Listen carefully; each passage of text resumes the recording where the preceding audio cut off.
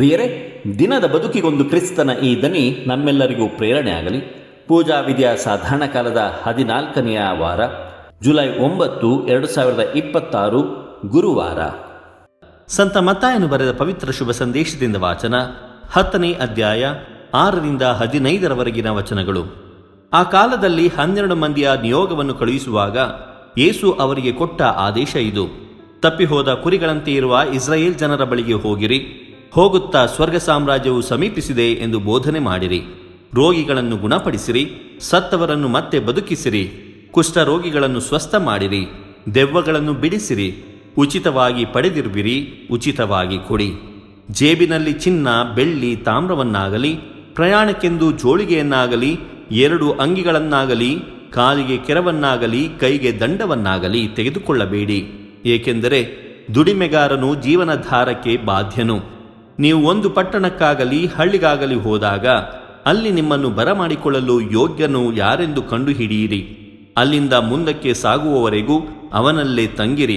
ನೀವು ಒಂದು ಮನೆಗೆ ಹೋದಾಗ ಈ ಮನೆಗೆ ಶುಭವಾಗಲಿ ಎಂದು ಅರಸಿರಿ. ಆ ಮನೆಯವರು ನಿಮ್ಮನ್ನು ಸ್ವಾಗತಿಸಿದರೆ ನಿಮ್ಮ ಆಶೀರ್ವಾದ ಅವರ ಮೇಲೆ ನೆಲೆಸಲಿ. ನಿಮ್ಮನ್ನು ಸ್ವಾಗತಿಸದೆ ಹೋದರೆ ನಿಮ್ಮ ಆಶೀರ್ವಾದ ನಿಮಗೆ ಹಿಂತಿರುಗಲಿ. ಒಂದು ಮನೆಯೇ ಆಗಲಿ ಊರೇ ಆಗಲಿ ನಿಮ್ಮನ್ನು ಸ್ವಾಗತಿಸದೆ ಅಥವಾ ನಿಮಗೆ ಕಿವಿಗೊಡದೆ ಹೋದರೆ ಆ ಮನೆಯನ್ನು ಅಥವಾ ಊರನ್ನು ಬಿಟ್ಟು ಮುಂದಕ್ಕೆ ಹೋಗಿರಿ.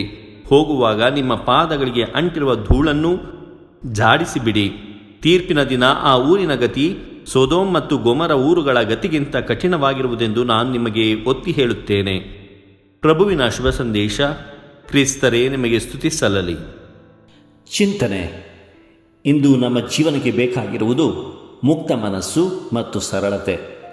ಪ್ರಭು ಯೇಸು ಕ್ರಿಸ್ತರಲ್ಲಿ ನನ್ನ ಆತ್ಮೀಯ ಸಹೋದರ ಸಹೋದರಿಯರೇ, ಮದರ್ ತೆರೇಸಾ ಅವರು ಲೊರೊಟೊ ಕಾನ್ವೆಂಟ್ನ ಸುಖದಾಯಕ ಜೀವನವನ್ನು ತೊರೆದು ಕೋಲ್ಕತ್ತಾದ ಕೊಳಚೆ ಪ್ರದೇಶಗಳಲ್ಲಿ ಅತ್ಯಂತ ಬಡವರ ಸೇವೆ ಮಾಡಲು ಹೊರಟಾಗ ಅವರ ಕೈಯಲ್ಲಿದ್ದುದು ಕೇವಲ 5 ರೂಪಾಯಿಗಳು ಮತ್ತು 3 ಸೀರೆಗಳು ಮಾತ್ರ. ಪ್ರಿಯರೇ, ಅವರಿಗೆ ಮುಂದೇನು ಮಾಡಬೇಕು, ಎಲ್ಲಿ ಉಳಿದುಕೊಳ್ಳಬೇಕು ಎಂಬ ಯಾವುದೇ ಮುನ್ಸೂಚನೆ ಇರಲಿಲ್ಲ. ಯೇಸುವಿನ ಇಂದಿನ ವಾಕ್ಯದಂತೆ ಅವರು ದೇವರ ಮೇಲೆ ಸಂಪೂರ್ಣ ಭರವಸೆ ಇಟ್ಟು ಕಾನ್ವೆಂಟಿನಿಂದ ಹೊರಗೆ ಹೊರಟರು.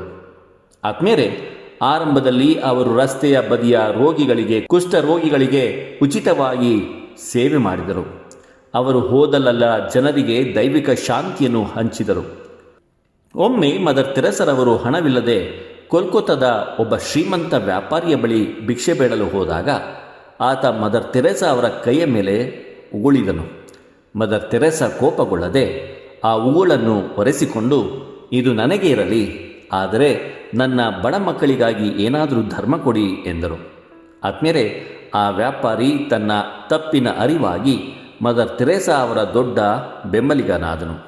ಪ್ರಿಯರೇ, ಯೇಸು ಹೇಳಿದಂತೆ ಮದರ್ ತೆರೇಸಾ ಅವರು ತಮ್ಮ ಬಳಿ ಇದ್ದ ದೈವಿಕ ಪ್ರೀತಿಯನ್ನು ಉಚಿತವಾಗಿ ಕೊಟ್ಟರು ಮತ್ತು ಯಾವುದೇ ಲೌಕಿಕ ಭದ್ರತೆ ಇಲ್ಲದೆ ಬದುಕಿ ಇಡೀ ಜಗತ್ತಿಗೆ ಮಾದರಿಯಾದರು. ಆದ್ಮೇಲೆ ಇಂದಿನ ಶುಭ ಸಂದೇಶದಲ್ಲಿ ಯೇಸು ಸ್ವಾಮಿ ಹೇಳುವಂತಹ ಆಧ್ಯಾತ್ಮಿಕ ಜೀವನದ ಪ್ರಮುಖ ಸೂತ್ರಗಳನ್ನು ನಾವು ಗಮನಿಸೋಣ.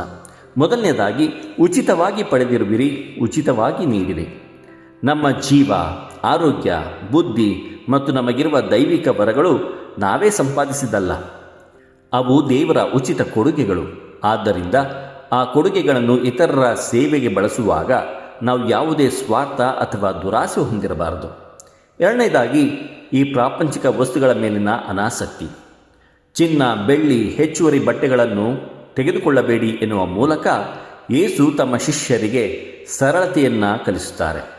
ಲೌಕಿಕ ವಸ್ತುಗಳ ಮೇಲೆ ಹೆಚ್ಚು ಅವಲಂಬಿತರಾದರೆ ದೇವರ ಮೇಲಿನ ನಂಬಿಕೆ ಕಡಿಮೆಯಾಗುತ್ತದೆ. ಸೇವಕನಿಗೆ ಐಷಾರಾಮಿ ಜೀವನ ಮುಖ್ಯವಲ್ಲ, ಸೇವೆಯೇ ಮುಖ್ಯ.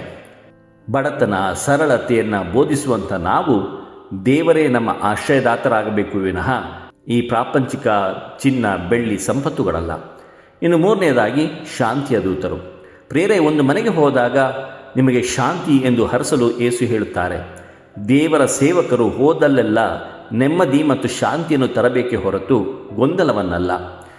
ಇನ್ನು ಕೊನೆಯದಾಗಿ, ಧೂಳನ್ನು ಜಾಡಿಸುವುದರ ಮತ್ತು ತೀರ್ಪು ನೀಡುವುದರ ಬಗ್ಗೆ ಇಂದಿನ ಶುಭ ಸಂದೇಶದಲ್ಲಿ ಯೇಸು ನುಡಿಯುತ್ತಾರೆ. ಯೇಸುವಿನ ಸಂದೇಶವನ್ನು ತಿರಸ್ಕರಿಸುವವರ ಊರನ್ನು ಬಿಡುವಾಗ ಪಾದದ ಧೂಳನ್ನು ಕೂಡ ಜಾಡಿಸಿ ಎಂದರೆ ಅವರ ನಕಾರಾತ್ಮಕತೆ ಅಥವಾ ದ್ವೇಷವನ್ನು ನಿಮ್ಮ ಮನಸ್ಸಿಗೆ ಹಚ್ಚಿಕೊಳ್ಳದೆ ಮುಂದೆ ಸಾಗಿ ಎಂದರ್ಥ. ದೇವರ ಪ್ರೀತಿಯನ್ನು ನಿರಾಕರಿಸುವವರು ತಮಗೆ ನಷ್ಟ ಮಾಡಿಕೊಳ್ಳುತ್ತಿದ್ದಾರೆ ಎಂಬುದಕ್ಕೆ ಸೋದಮ್ ಗೊಮರ ಊರುಗಳ ಉದಾಹರಣೆಯೇ ಸಾಕ್ಷಿಯಾಗಿದೆ. ಪ್ರಿಯರೇ, ಇಂದಿನ ಶುಭ ಸಂದೇಶವು ನಮ್ಮ ಜೀವನಕ್ಕೆ ಹೇಗೆ ಅನ್ವಯಿಸುತ್ತದೆ? ಇಂದು ಜಗತ್ತಿನಲ್ಲಿ ಪ್ರತಿಯೊಂದಕ್ಕೂ ಬೆಲೆ ಕಟ್ಟಲಾಗುತ್ತದೆ. ನಮ್ಮ ಸಂಬಂಧಗಳಲ್ಲಿಯೂ ಕೂಡ ನಾವು ಲಾಭವನ್ನೇ ಎದುರು ನೋಡುತ್ತೇವೆ. ಹಣವಿಲ್ಲದೆ ಯಾವ ಕೆಲಸವೂ ನಡೆಯುವುದಿಲ್ಲ ಎಂಬ ಕಾಲವಿದು. ಇಂತಹ ಸಂದರ್ಭದಲ್ಲಿ ಕ್ರೈಸ್ತರಾದ ನಾವು ನಮಗಿರುವ ಜ್ಞಾನ, ಸಮಯ ಅಥವಾ ಸಂಪತ್ತನ್ನು ಯಾವುದೇ ಪ್ರತಿಫಲಾಕ್ಷೆ ಇಲ್ಲದೆ ಕನಿಷ್ಠ ಪಕ್ಷ ಕೆಲವು ಬಡವರಿಗೆ ಅಥವಾ ನೊಂದವರಿಗೆ ಉಚಿತವಾಗಿ ನೀಡಿ ಸಹಾಯ ಮಾಡಬೇಕಾಗಿದೆ. ಇನ್ನು ಎರಡನೇದಾಗಿ, ಪ್ರೀತಿಯ ಸಹೋದರ ಸಹೋದರಿಯರೇ, ಸರಳ ಜೀವನ ಶೈಲಿ. ಆಧುನಿಕ ವಸ್ತುಗಳು, ಉದಾಹರಣೆಗೆ ಗ್ಯಾಜೆಟ್ಗಳು, ಬ್ರ್ಯಾಂಡೆಡ್ ವಸ್ತುಗಳು, ಇವುಗಳ ವ್ಯಾಮೋಹದಲ್ಲಿ ನಾವು ಬಿದ್ದಿದ್ದೇವೆ. ಅಗತ್ಯಕ್ಕಿಂತ ಹೆಚ್ಚು ಆಸ್ತಿ ಅಂತಸ್ತು ಸೇರಿಸುವುದರಲ್ಲೇ ಕಳೆದು ಹೋಗುತ್ತಿದೆ ನಮ್ಮ ಜೀವನ. ನಿಮ್ಮ ಜೇಬಿನಲ್ಲಿ ಚಿನ್ನ, ಬೆಳ್ಳಿ ಇಟ್ಟುಕೊಳ್ಳಬೇಡಿ ಎಂಬ ಯೇಸುವಿನ ಮಾತು ನಮ್ಮ ಜೀವನವನ್ನು ಸರಳಗೊಳಿಸಲು ಮತ್ತು ಬ್ಯಾಂಕ್ ಬ್ಯಾಲೆನ್ಸ್ಗಿಂತ ಹೆಚ್ಚಾಗಿ ದೇವರ ಕೃಪೆಯ ಮೇಲೆ ಭರವಸೆ ಇಡಲು ನಮ್ಮನ್ನು ಪ್ರೇರೇಪಿಸುತ್ತದೆ. ದೇವರು ನಮ್ಮೆಲ್ಲರನ್ನು ಆಶೀರ್ವದಿಸಲಿ. ಇದು ಧ್ವನಿ ಮಾಧ್ಯಮ ಮನೆಯ ಕೊಡುಗೆ. ಧ್ವನಿ ವಂದನೆಯ ಸ್ವಾಮಿ ಶಾಂತಕುಮಾರ್ ಜೆ, ಬೆಂಗಳೂರು ಮಹಾಧರ್ಮ ಕ್ಷೇತ್ರ. ಪ್ರಿಯರೇ, ಈ ಚಾನೆಲ್ ಅನ್ನು ಸಬ್ಸ್ಕ್ರೈಬ್ ಮಾಡಿ ಪ್ರತಿದಿನ ದೇವರ ವಾಕ್ಯವನ್ನು ಆಲಿಸುತ್ತಾ ಅದನ್ನು ಇತರರೊಂದಿಗೆ ಹಂಚಿಕೊಳ್ಳಲು ನಮಗೆ ನೆರವಾಗಿರಿ. ಧನ್ಯವಾದಗಳು.